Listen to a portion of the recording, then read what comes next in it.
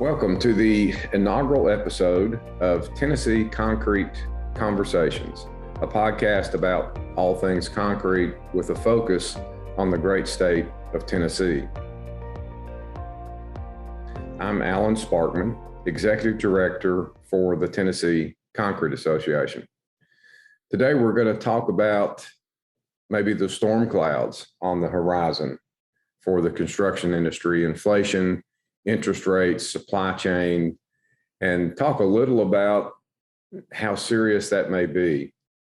While it is concerning, and we certainly are seeing headwinds that are going to impact the level of construction activity, so far the data doesn't support a deep recession, maybe more of a cooling off period. And I think that's probably maybe not good news, but it's certainly not bad news for us in the construction industry, especially on the concrete side. So we know for sure that interest rates are going up. That's obvious. They still, though, are not at high levels if you look at history. If you look at interest rates over a longer period of time than the last decade, the level of interest rates today in 2022 is still pretty good compared to interest rates that we experienced in the 80s and the 90s. So while they are certainly much higher than they have been, and they will impact housing starts, which are particularly sensitive to interest rates, mortgage rates, we're still not in a period of high interest rates if you look over the longer period of time. For Tennessee, the first 4 months, which is the period for which we have data, permits across the state of Tennessee are actually up for residential housing. If you look a little more broadly, there has been a slight decrease in housing starts in the first 4 months of 2022, but it's less than a 5% decrease. And in Tennessee, every market but one is actually up year over year for 22 versus 21. So I think we will continue to see some deceleration in housing starts, but there are lots of factors that are offsetting these higher interest rates. Certainly something to keep tabs on, and we will continue to do that. But so far, the picture in Tennessee doesn't look too bad. In fact, we may see 2022 end up at or above the same level of housing activity that we saw in 2021, which was a very high level of activity, which led to a lot of demand for concrete. The other thing that we hear a lot about, and which is also very true, is the increase in the cost of construction materials, including concrete. So costs for concrete are certainly going up. But when you look at how we compare to competitive building materials, it's actually good news for us. It is an opportunity for concrete to increase our intensity on all types of projects, from residential to commercial to industrial, because the price of concrete is going up more slowly than the price of most of our competitive building materials. Another big advantage that concrete has as compared to other materials, especially lumber in the residential market and perhaps steel, rebar, wire mesh, the pricing of concrete is far less volatile than our competitive products. All products are going up. Again, concrete is going up less than our competitive products on a year over year basis.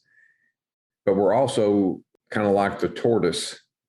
We are slow and steady. So there's been an increase, but for owners and for contractors who are having a very difficult time predicting what projects are going to cost, concrete is actually one of the more stable materials, and it does make it easier for them to project forward what they're going to be paying for concrete. Far easier to do that than for other materials. That's an advantage for concrete, and something that you may want to emphasize with your customers.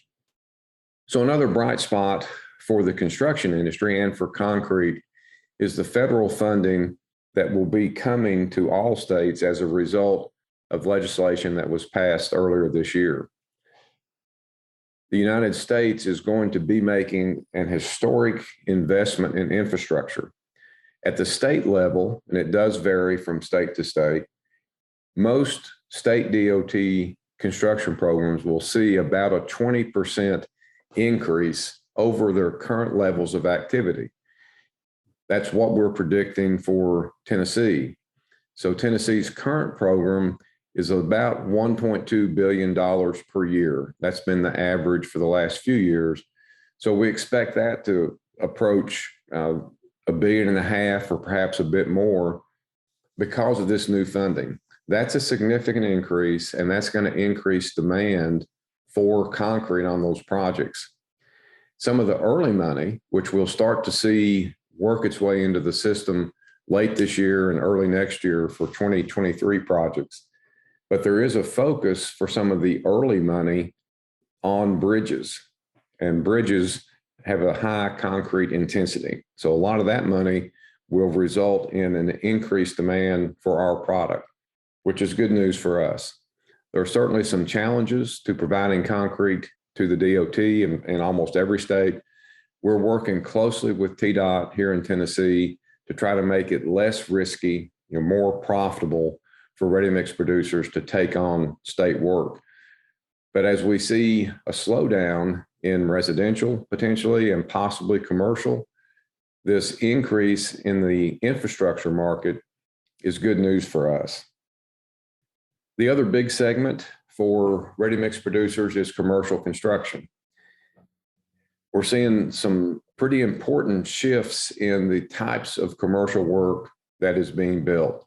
There's a lot of question marks around the office market as we continue to sort through the aftermath of the pandemic and the surge in people working from home. And there's a lot of unanswered questions about how that's going to impact office construction long term. But what we're seeing so far is it is having an impact, and that impact is on less office construction. So it's reasonable to expect that we're going to see a lot fewer office projects in the pipeline and being built for at least the next couple of years. But we are seeing some shifts that will offset that. So there's been a surge in warehouse construction, for example, which is good for concrete because that's a fairly high concrete intensity for warehouse projects. Right now, we're seeing a pause or a little bit of a slowdown in the rate of increase for warehousing. So again, that's something that we'll have to keep an eye on.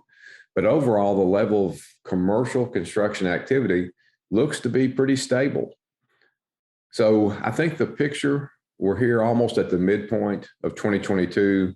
The first half of the year, the data says we're still growing versus last year, 2021, which in Tennessee was a record year for concrete production.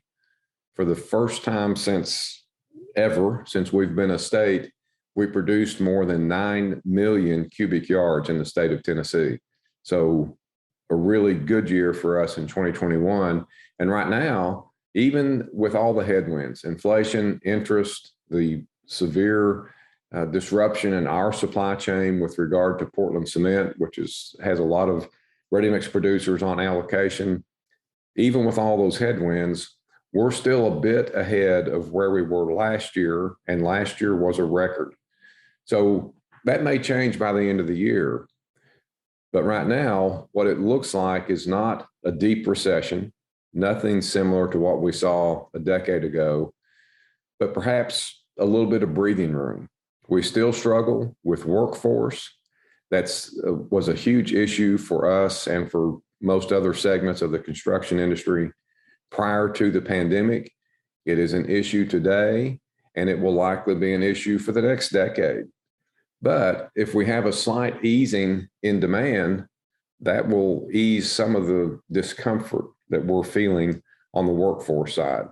So when I look forward to the last half of 2022, I'm still optimistic about the opportunity for ready-mix concrete, especially in the state of Tennessee. So thanks for being with us today for our first episode. Future episodes will include updates like this one to keep you informed on the latest trends that impact our industry. And we plan to include interviews with people across Tennessee and actually across the country that have relevant insight into our industry. You can subscribe to this podcast on Spotify and all of your favorite podcast listening apps, or you can listen via the website at tnconcrete.org. Thanks for tuning in.